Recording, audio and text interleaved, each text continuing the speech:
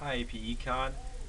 This is Mr. Garcia from Centennial, so you may hear some extra noises, and you may notice that the fluorescent lights are nice and prominent right here.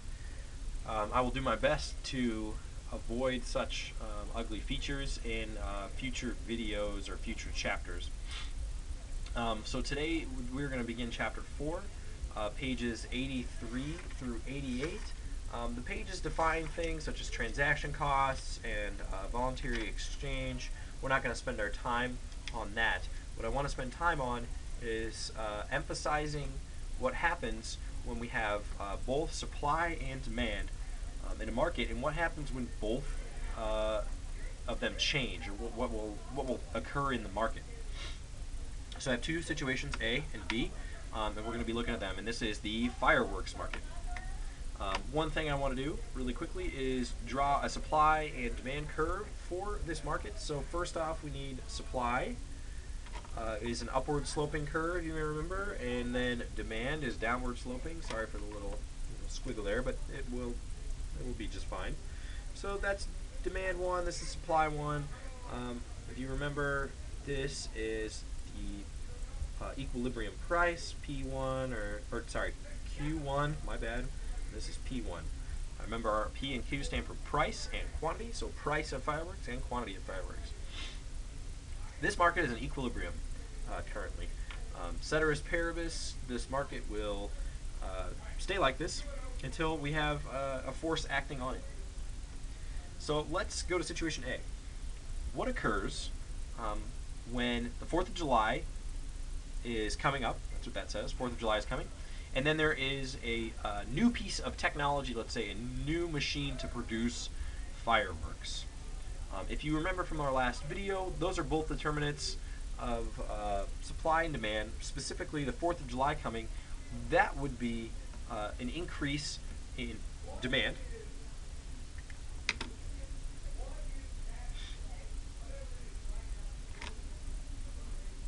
To demand 2.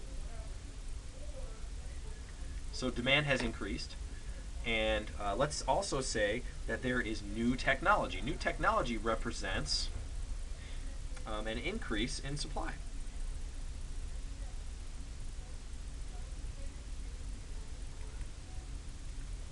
So S2. So what's happened? Well, we have two things we need to determine. What has happened to price, and what has happened to quantity. On the AP test or on your class test, you'll be asked about this. It's really quite easy to determine.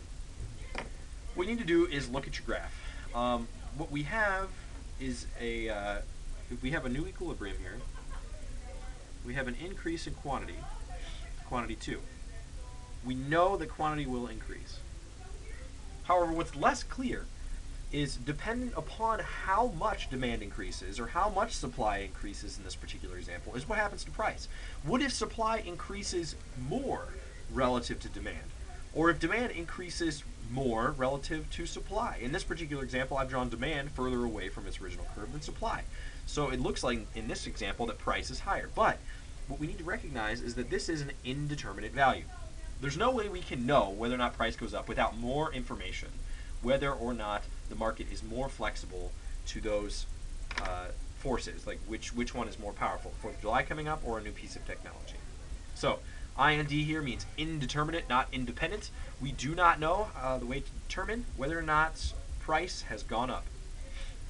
So let's go to do a different example. Try and keep these same curves here.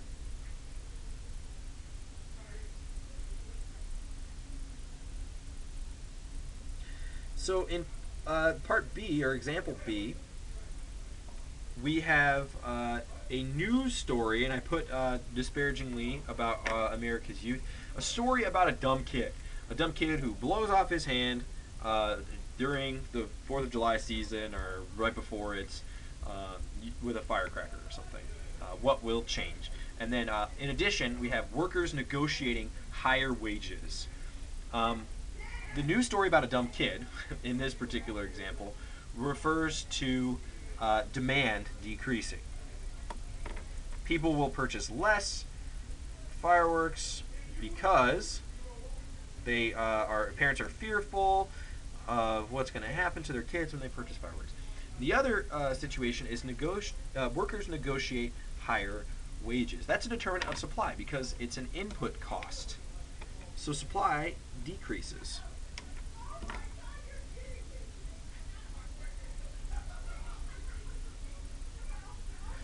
And what we have here is we have a new equilibrium, and it looks like quantity has gone down again, but we're unsure about price. It actually looks about the same, but again, just as before, we are able to determine what's happened to price and what's happened to quantity. Price, because of these variables, again is indeterminate, and quantity has gone down. Now these are just 2 of 4 different examples. Quantity can be indeterminate dependent upon what happens, but in these particular examples, price has been the only variable that's remained indeterminate. I hope this video has helped. Next video will be about price ceilings.